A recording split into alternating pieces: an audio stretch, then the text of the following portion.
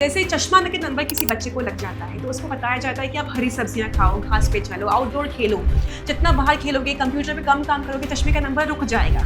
ऐसी बहुत सारी बीमारियां और भी हैं आंखों की, जैसे कि एलर्जी है आंखों की, जो धूल मिट्टी में जाने से आपको खुजली स्टार्ट हो जाती है, या कई बार कॉस्मेटिक्स यूज़ करने से, काजल यूज़ करने से वो एलर्जी हो जाती है। तो हम कहते हैं ये आप चीज़ बंद कर दो, आप ठीक हो जाओगे।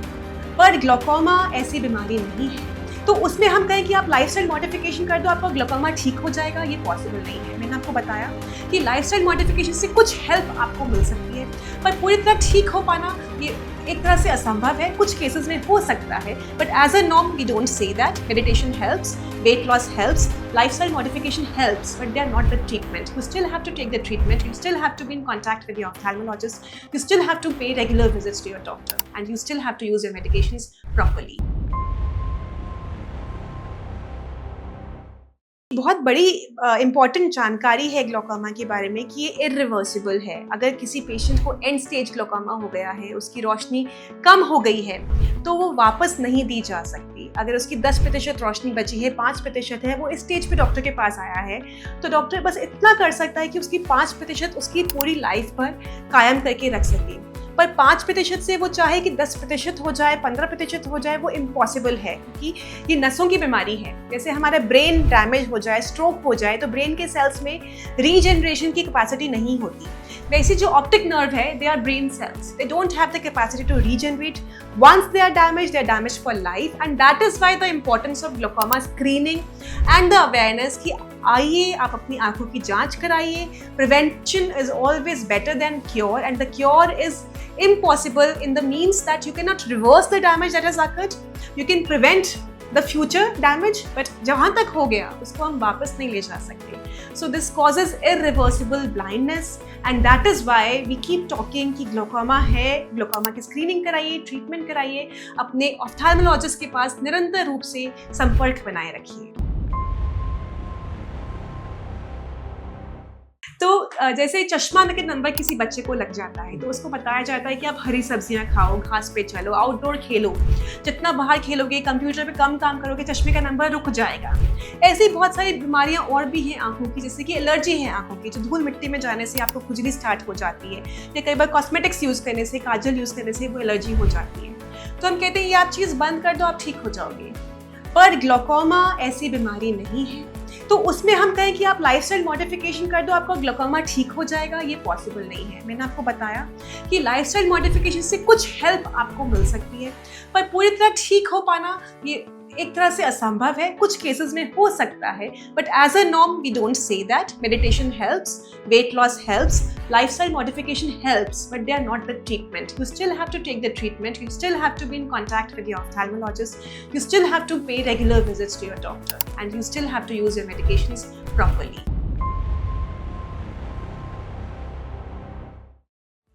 जो कैटरेक्ट सर्जरी है, हम एक बात करते हैं ऑपर्चुनिस्टिक स्क्रीनिंग की।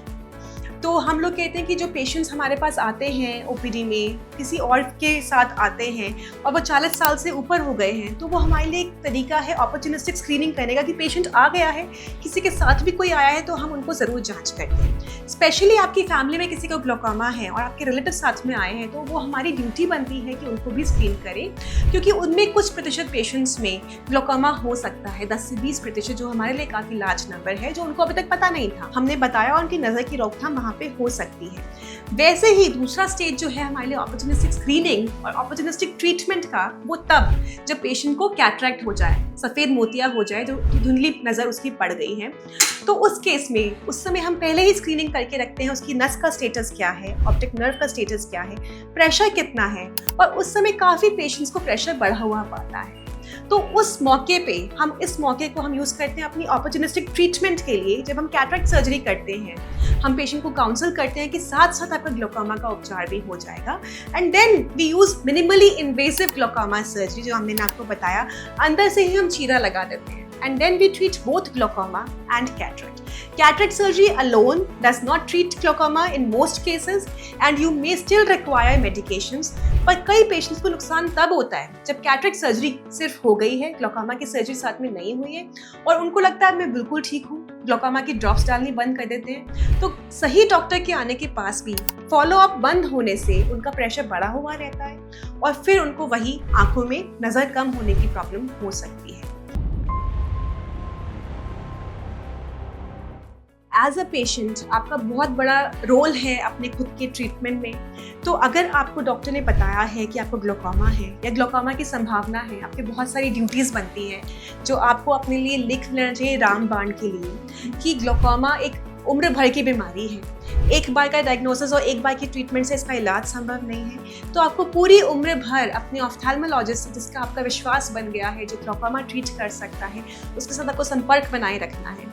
उसके कथा अनुसार जैसे उसने बोल दिया, उसने जैसे आपको एडवाइस कर दिया कि 3 महीने पे या 6 महीने पर टेस्ट करवाने हैं, प्रेशर चेकिंग होती है, विजुअल फील्ड का टेस्ट होता है, तो ये टेस्ट जो उसने पेशेंट डॉक्टर ने बता दिया आपको रेगुलर बेसिस पे करवाने हैं। रेगुलर बेसिस पे आपको मेडिकेशंस डालनी है। आजकल बहुत सारे तरीके हैं, अगर आप रेगुलर बेसिस पे सही टाइम पे मेडिसिन्स नहीं डाल सकते तो इम्प्लांट सर्जरी है, इसमें हम आंखों में मेडिसिन्स आपकी आंखों के अंदर डाल देते हैं जो 1 साल और 2 साल तक लगभग काम करती है अगर एक ही मेडिसिन से आपका काम चल रहा है।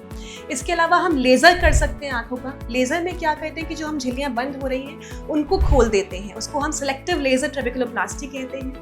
उसकी वजह से आपका फिर से आंखों में जो दबाव है वो कम हो जाता है और कुछ टाइम तक आप ड्रॉप फ्री रह सकते हैं, आपकी ड्रॉप्स कम हो सकती हैं। उसके अलावा अगर आपको फिर भी प्रॉब्लम है, ड्रॉप्स नहीं डाल सकते, तो सर्जरी एक अनदर ऑप्शन है। तो ये सब चीज़ें हैं, पर लापरवाही आपको नहीं करनी। और दूसरा जो आपका बहुत बड़ा ड्यूटी है अपने लिए और समाज के प्रति कि आपको एक तो अपनी फैमिली में सबको काउंसिल करना है कि देखो भाई मुझे ग्लोकोमा आया है और ये फैमिलियल डिजीज है, मेरी फैमिली में मेरे बच्चों को, मेरे भाई बहनों को ये बीमारी हो सकती है, मेरे माता पिता अगर वो जीवित हैं। और इसके अलावा जो आपकी तरह 40 साल से ऊपर का पड़ाव क्रॉस कर चुके हैं उनको अवेयरनेस क्रिएट करना कि मैं रेगुलर स्क्रीनिंग के लिए गया था और मेरा प्रेशर बढ़ा हुआ आया और इसका मुझे कोई अंदाजा नहीं था। तो यही चीज़ आपके साथ भी हो सकती है। तो आपको एक बार पता चल गया कि ये बीमारी मुझे एकदम से कैसे हो गई, तो आपकी जिम्मेदारी है, आप एक बहुत बड़ा रोल प्ले करते हैं हमारे लिए और समाज के लिए सामाजिक जागरूकता क्रिएट करने का। अगर हम ग्लोकोमा की ट्रीटमेंट के बारे में बात करें तो लेज़र ट्रीटमेंट बहुत बड़ा रोल प्ले करता है। ग्लोकोमा के लेज़र्स भी बहुत सारे तरीके के हैं। लेज़र मतलब कि हम लाइट के माध्यम से ही आपका ट्रीटमेंट करके दे रहे हैं। तो जैसे कि हमने बात की कि ग्लोकोमा 2 तरीके के होते हैं, एक तो एंगल क्लोजर जिसमें रास्ता बंद हो गया है और एक ओपन एंगल ग्लोकोमा। तो एंगल क्लोजर ग्लोकोमा के लिए हम लेज़र से एक रास्ता क्रिएट कर सकते हैं आपकी आइरिस में होल करके, इसको हम कहते हैं पेरिफेरल आयरोडोटमी। उससे जो आपका रास्ता बंद हुआ है आइरिस आगे आ जाता है, जिसमें उसको हम फिर से पीछे पुश बैक कर सकते हैं और वो रास्ता आपका एक्वस ह्यूमर को बाहर ले जाने के लिए खुल जाता है। इसको कहते हैं लेज़र पेरिफेरल आयरोडोटमी। एक बार की बैठक में ही ये 5 मिनट का प्रोसीजर है, इससे आपको कोई नुकसान नहीं है और बहुत आराम से ये प्रोसीजर हो सकता है। और 2/3 पेशेंट्स में इस तरह से जो अर्ली स्टेजेस में आए हैं वो ठीक हो सकते हैं। उनको हम कहते हैं प्राइमरी एंगल क्लोजर। जिनको अभी तक ग्लोकोमा नहीं हुआ पर प्रेशर बढ़ रहा था, उन पेशेंट्स में ये 2/3 पेशेंट्स में ये हेल्प कर सकता है, आगे प्रोग्रेशन ऑफ ग्लोकोमा नहीं होगा। एक है हमारे पास सिलेक्टिव लेजर ट्रेबेकुलोप्लास्टी, इसके अंदर हम झिल्ली के अंदर ही लेजर करते हैं 360 डिग्रीज, जिसकी वजह से जो प्रेशर है आंखों का वो वहाँ से फ्लो आउट करता है और आंखों का प्रेशर मेंटेन रह सकता है। इसमें टॉप अप थेरेपी चाहिए होती है 6 मंथ्स या 12 मंथ्स पे, और बीच में भी आपको दिखाने की जरूरत पड़ती है, बट आपकी दवाइयों की रिक्वायरमेंट बहुत कम हो सकती है। कुछ तरह के ऐसे लेजर्स हैं जो आपके एडवांस ग्लोकोमा में जब प्रेशर किसी भी तरह से कम नहीं आ रहा, सर्जरी के लिए आप अच्छे कैंडिडेट नहीं हो और दवाइयाँ काम नहीं करी, तो हम आपको वो लेजर से आपकी आंखों में प्रेशर बनना कम कर सकते हैं। उसको हम कहते हैं डायोड लेजर साइक्लोफोटोरेगुलेशन या माइक्रोपल्स थेरेपी, जिससे प्रेशर का दबाव कम हो सकता है आंखों में और आपको फायदा हो सकता है। तो बहुत सारे लेजर ऑप्शंस हैं और अलग अलग पेशेंट को उसकी स्थिति के अनुसार हम ये एडवाइस करते हैं, बट काफ़ी इफेक्टिव हैं। तो अगर आप जाएं तो अपने डॉक्टर से ज़रूर विचार विमर्श करिए कि आपको कौन सा लेजर थेरेपी हेल्प कर सकता है। एक अलग तरह का ग्लोकोमा होता है जो नन्हे शिशुओं को होता है, नवजात शिशुओं को होता है। पैदा होते ही पता चलता है कि उनकी आंखों का साइज़ बड़ा है, उसको हम बुल्स आई कहते हैं। जो बुलक होते हैं उनकी आंखों का साइज़ बड़ा होता है। तो उनको पैदाइशी ग्लोकोमा होता है कि आंखें उनकी इलास्टिक होती है, तो उनका साइज बढ़ता जाता है आंखों प्रेशर के दबाव से, जिसकी वजह से उनकी सफ़ेदी पड़ जाती है कॉर्निया के अंदर, साइज बड़ा हो जाता है, पानी बहता रहता है आंखों से। तो ये इरिवर्सिबल है। अगर हमने देखा कि हमारा जो नवजात शिशु है उसको आंखों में कुछ प्रॉब्लम्स हैं और हमने उसको वहीं पर छोड़ दिया कि ठीक हो जाएगा, ठीक हो जाएगा, पर जितना उसका साइज बढ़ गया, जितना डैमेज हो गया ऑप्टिक नर्व में, वो रिवर्स नहीं हो पाएगा। तो इसके लिए कोई मेडिसिन काम नहीं करती है। मेडिसिन पर कुछ दिन के लिए प्रेशर को कम करने में हेल्प कर सकते हैं, बट अल्टीमेट ट्रीटमेंट इसमें सर्जरी है। इसमें हम पूरा रास्ता खोलकर बाहर से एक नया रास्ता बनाते हैं जिससे प्रेशर बाहर जाता है। एक दूसरी सर्जरी है वाल्व सर्जरी। इसमें हम ग्लोकोमा का पूरा एक नया वाल्व लगा देते हैं आंखों के अंदर, जो प्रेशर को कम करने में मदद करता है।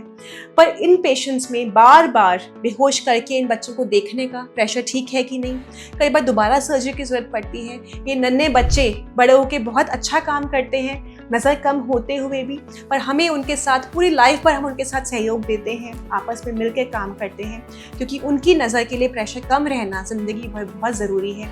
समय समय पर अलग अलग चैलेंजेस आ सकते हैं इनकी ट्रीटमेंट में, but definitely they have to be in contact with their primary ophthalmologist for life. तो इस तरह के ग्लोकोमा की जागरूकता कम है, स्पेशलिस्ट ट्रेनिंग बहुत कम है।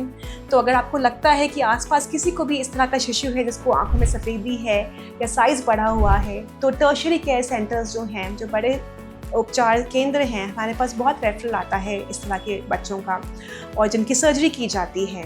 पर एक ये ऐसी बीमारी है जिसको जो इंडिया में बहुत ज़्यादा बढ़ी हुई है, जो बाहर के देशों में इतनी नहीं दिखाई देती। तो बहुत ज़रूरी है कि समय से इन बच्चों का हम उपचार कर पाएँ। तो छोटे बच्चे जो हैं उनका कोई सही एज नहीं है। This glaucoma has to be treated ASAP। तो जैसे ही हमें पता चलता है वो 1 दिन का बच्चा है, 2 दिन का बच्चा है, 1 महीने का बच्चा है, 6 महीने का बच्चा है, we have to operate it as soon as possible. तो हम छोटे छोटे बेबीज़, एक दिन के बेबी, 4 दिन के बेबी, इनमें भी ऑपरेट करते हैं, क्योंकि ये बीमारी जितनी देर हम इसमें लगाएंगे ट्रीटमेंट करने में, उसको इरिवर्सिबल नुकसान पहुंचा देगा बच्चे को। तो ये बहुत ज़रूरी है कि डॉक्टर भी जैसे ही बच्चे को ये डायग्नोसिस हो, कंफर्म करके कोई और बीमारी तो नहीं है, पीछे पर्दे में कोई और बीमारी तो नहीं है, उसका treatment as soon as possible करें। और जो अवेलेबल ऑप्शंस हैं, जो अंदर से हम ट्रेबेक्युलोटमी करते हैं गोनोस्कोपिकली, जो उसमें हमें कंजंक्टिवा भी खोलना नहीं पड़ता, वो एक ऑप्शन है। दूसरा ऑप्शन है पूरा रास्ता खोल कर ट्रेबेक्युलेक्टमी करने का, जिसके अंदर ट्रेबेक्युलोटमी के साथ हम ट्रेबेक्युलेक्टमी कंबाइन करते हैं। तीसरा ऑप्शन है वाल्व डालने का, जो अहमद ग्लोकोमा वाल्व है, बेयरवेल्ट वाल्व है। ये सब ऑप्शंस हैं कि हम पेशेंट्स में ये कर सकते हैं।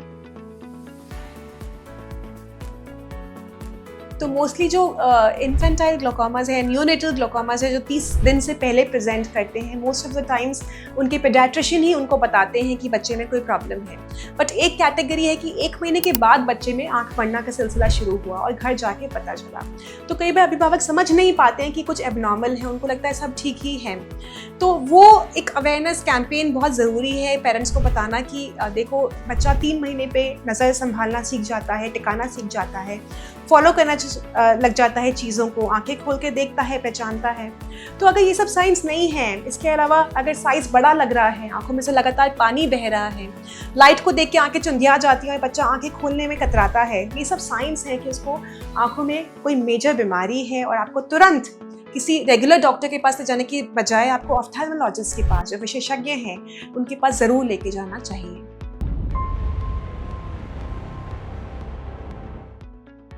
एक होती है चीज़ जेनेटिक काउंसलिंग। तो ये बहुत ज़रूरी है कि जो कंजेनिटल ग्लोकोमास होते हैं, मोस्ट ऑफ द टाइम्स अगर रिश्तेदारों में आपस में शादी हुई होती है या किसी को फैमिली में पहले कभी ग्लोकोमा रहा है, तो बच्चे में होने का चांस ज़्यादा है। अगर आपके एक बच्चे में हो गया तो दूसरे बच्चे में भी होने का चांस ज़्यादा है। मोस्टली ऑटोसोमल रिसेसिव होता है, मतलब 4 में से 1 बच्चे को होने का चांस है। तो सेकेंड बच्चे को होने का कितना चांस है? अगर ज़्यादा है तो genetic screening of the babies, amniocentesis करके एक प्रोसीजर है जिसमें हमें बच्चे का ब्लड निकाल सकते हैं जब वो पेट में ही है, और उससे पता लगा सकते हैं। ये सब टेक्निक्स अभी भी we are working on it, और पूरी वर्ल्ड में इसके ऊपर काम हो रहा है कि कंजेनिटल ग्लोकोमा के शिशुओं को पहले ही पेट के अंदर पता चल जाए और कुछ किया जा सके। उनकी ट्रीटमेंट की जेनेटिक एडिटिंग कहते हैं उसको, जिसके अंदर हम उसका जीन का स्ट्रक्चर ही चेंज कर देते हैं पेट में रहते रहते, ताकि वो बीमारी वाला जीन जो है वो चेंज होकर मैनिफेस्ट ही ना करे। तो ये सब फ्यूचरिस्टिक अप्रोचेस हैं जो आगे जाके कर सकते हैं। बाकी early detection, early treatment, right treatment अभी तो are the foremost things that need to be taken care of. कई बार ग्लोकोमा में नज़र चली जाती है और हम ब्लाइंड हो जाते हैं, पर वो आँख ब्लाइंड होने के बाद भी हमें बहुत पेन देती रहती है क्योंकि प्रेशर बहुत बढ़ा हुआ है आँख में का। तो उसके लिए हमारे पास ऐसे लेज़र ट्रीटमेंट्स हैं जिनको हम डायोड लेज़र साइक्लोफोटोकोगुलेशन कहते हैं या माइक्रोपल्स कहते हैं, जिससे आँखों का प्रेशर का दबाव हम कम कर सकते हैं। इसके अलावा उस आँख को निकाल कर हम नकली आँख लगा सकते हैं, जो कि आपकी आँखों के हिसाब से हम उसको मॉडिफाई कर सकते हैं कि बाकी आम लोगों को पता ना चले कि आपने नकली आँख लगाई है। तो ये ऑप्शंस हैं। हमारा जो मेन गोल रहता है कि आप पेन फ्री लाइफ जिए। एटलीस्ट अगर विजन नहीं है तो उस आँख से आपको पेन नहीं होना चाहिए, ताकि आप केयर फ्री लाइफ आप जी सकें। तो वो ऑप्शंस हैं। अगर आपको ऐसी प्रॉब्लम है तो ज़रूर अपने विशेषज्ञ से डिस्कस करें और आपके लिए उस तरह की अप्रोच के बारे में डिस्कस किया जा सकता है। ग्लोकोमा जो है वो जनरली दोनों आँखों की बीमारी है। जैसे हमें डायबिटीज़ होता है, शारीरिक बीमारी है, वैसे जेनेटिक फैक्टर्स की वजह से या एज रिलेटेड जो ग्लोकोमाज होते हैं वो यूजुअली दोनों आँखों में हो सकते हैं। पर एसिमेट्रिक प्रेजेंटेशन हो सकती है कि पहले एक आँख में हुआ और बाद में धीरे धीरे 2-3 साल बाद दूसरी आँख में स्टार्ट हुआ। या ऐसा भी हो सकता है कि एक आँख में ज़्यादा है और दूसरी आँख में उसका दबाव कम है, तो पेशेंट एक आँख लूज़ कर चुका है, दूसरी आँख में अर्ली ग्लोकोमा है, तो वो भी हमारे पास एक बहुत बड़ी अपॉर्चुनिटी होती है कि एक आँख ऑल द पेशेंट लूज कर चुका है बिकॉज ऑफ एडवांस ग्लोकोमा, पर दूसरी आँख को हम सही टाइम पे पकड़ पाएँ। तो ये बायलैटरल डिजीज़ है, पर एसिमेट्रिक प्रेजेंटेशन बहुत कॉमन है, स्पेशली एंगल क्लोजर ग्लोकोमा में, जिसके अंदर अटैक्स आते हैं प्रेशर राइज के। तो एक आँख में अटैक आने के बाद जब पेशेंट प्रेजेंट करता है तो that is a opportunistic treatment for us कि हम उसकी दूसरी आँख में लेज़र करके या दवाइयाँ देकर उसको वहीं पे रोक दें, ताकि पेशेंट को उस आँख से प्रॉब्लम ना आए। पर कुछ ग्लोकोमा ऐसे होते हैं जो यूनिलैटरल होते हैं, आपकी एक ही आँख में हो सकते हैं। वो यूजुअली सेकेंडरी ग्लोकोमाज होते हैं, जैसे स्टेरॉइड की वजह से आपको एलर्जी थी, आप एक ड्रॉप लेके डालते रहे, उसकी वजह से वो आँख ही ब्लाइंड हो गई, या कभी चोट लग गई किसी आँख पे, उस आँख में बाद में जाके ग्लोकोमा हो गया चोट के प्रभाव की वजह से। तो इस तरह से यूनिलैटरल ग्लोकोमाज होते हैं पर कम होते हैं। ग्लोकोमा के अंदर बाकी पार्ट्स में कुछ सेकेंडरी ग्लोकोमास होते हैं जो कि आंखों के साथ साथ बाकी पार्ट्स को अफेक्ट कर सकते हैं। For example pseudo exfoliation syndrome करके एक बीमारी है, जिसके अंदर लेंस के कैप्सूल की वजह से कुछ पदार्थ इकट्ठे होते हैं जो हमारी ब्लड वेसल्स में भी इकट्ठे होते हैं, तो उसमें स्ट्रोक और हाइपरटेंशन का चांस ज़्यादा रहता है। डायबिटीज़ में जैसे आपने मेंशन किया, उसमें भी आंखों में ग्लोकोमा हो सकता है एडवांस स्टेज में, जिसको हम नियोवैस्कुलर ग्लोकोमा कहते हैं। इसके अंदर खून में ऑक्सीजन की कमी के कारण, डायबिटीज़ में जब नसें हमारी कम रह जाती हैं, पतली हो जाती हैं, उसमें ब्लड फ्लो प्रॉपर नहीं हो सकता, तो उसमें खून की कमी, ऑक्सीजन की कमी आ जाती है उन वेसल्स में, वेसल्स बंद होने की वजह से। और उस ऑक्सीजन की कमी की वजह से नई वेसल्स बनती हैं जो कि हमारी आंखों को एक्चुअली में नुकसान पहुंचाती है। वो नई वेसल्स अच्छी नहीं होती, जिसकी वजह से एक बहुत ही रिफ्रैक्टरी फॉर्म ऑफ ग्लोकोमा होता है। इसका ट्रीटमेंट बहुत मुश्किल है, उसको हम नियोवैस्कुलर ग्लोकोमा कहते हैं। और जिन पेशेंट्स में नियोवैस्कुलर ग्लोकोमा होते हैं उनमें हम बहुत ही कम पेशेंट्स का नज़र बचा पाते हैं। तो डायबिटीज़ तो एक ऐसी बीमारी है, अगर आपको है तो there are various approaches to reverse the diabetes. तो उसको अगर आप जड़ से ख़त्म ही कर लें तो वही सबसे बढ़िया है, वरना ये अंदरूनी बीमारी है ग्लोकोमा की वजह से की तरह, और अंदर ही अंदर शरीर के सब सिस्टम्स को ढीला कर देती है और बीमारियाँ क्रिएट कर सकती है। उसका भी रेगुलर ट्रीटमेंट बहुत बहुत इम्पॉर्टेंट है। तो ऐसे बहुत सारे ग्लोकोमा पेशेंट्स हमारे पास आते हैं जो थोड़े इम्पॉसिबल होते हैं, जिसमें नज़र एंड स्टेज पे पहुंच गई है और हम ऑपरेशन करते हैं, अब उसको लाइट भी नहीं दिखाई दे रही, उस पेशेंट को 2 क्वाड्रेंट्स में दिखाई दे रही हैं, और वो बाहर से सब रेफ़र हो जाते हैं कि कोई उन आँख को छूना नहीं चाहता। तो उनमें हम इलाज करते हैं, प्रेशर कम करते हैं और वो उतनी ही विजन मेंटेन कर पाते हैं, बट वो हमारे लिए बहुत ज़्यादा हैप्पीनेस का क्षण नहीं होता, क्योंकि हमने बस उतनी ही नज़र हम उसको दे पाए। एक विशेषकर मैं बताना चाहती हूँ एक 19 साल के लड़के के बारे में, जिसको एक बीमारी थी नैनोफ्थैल्मोसिस, जिसमें आंखों का साइज़ हमारा बहुत छोटा होता है। उसकी 17 मिलीमीटर की आंख थी, जो नॉर्मली हमारी 22 मिलीमीटर की होती है, और उसकी एक आंख में बहुत एडवांस ग्लोकोमा हो गया था। किसी रेप्यूटेड इंस्टीट्यूट में उसके सर्जरी होकर कॉम्प्लिकेशंस हुई, जो कि होती हैं इस बीमारी में, और एक आंख में हो जाए तो दूसरी आंख में होने का चांस 100% होता है। तो इस तरह से 2-3 सर्जरीज के बाद उसकी नज़र ख़त्म हो गई, उस आँख में नो पीएल हो गई, और अब दूसरी आँख में ग्लोकोमा था और कोई छूने को तैयार नहीं था उसको। और प्रेशर भी कितना, 20 मिलीमीटर जो नॉर्मल होता है वो 50 मिलीमीटर चल रहा है 6 महीनों से 8 महीनों से, और कोई ट्रीटमेंट नहीं करना चाह रहे, क्योंकि नैनोफ्थैल्मोसिस की बीमारी है, एक आँख में नज़र जा चुकी है। तो ये थोड़े चैलेंजिंग केसेस होते हैं, यंग पेशेंट्स हैं, and it is a responsibility. So we I believe that surgery तो हम करते हैं पर परमात्मा की कृपा रहती है, तो we always tell him that it is you who has to do the surgery and whatever. So we, of course, giving all the options, we were confident that there is a risk of complication called malignant glaucoma, and we treated him and it happened on table because it is 100% in that case, but we were prepared for that. So हमने उसकी उसी time दूसरी complication की भी surgery की और उसको पूरी तरह से हमने लेंस वगैरह डाल के दूसरी कॉम्प्लिकेशन malignant glaucoma के लिए विट्रेक्टमी की और ग्लोकोमा के लिए इंटरनली हमने गैट सर्जरी की, 360 डिग्री हमने उसकी पूरी झिल्ली काटी और अब वो 3 सालों से his pressures are maintained on medications and he is 6/9 vision पूरा देख पाता है। तो ये कुछ चैलेंजिंग केसेस होते हैं and we feel happy when the patient gets better.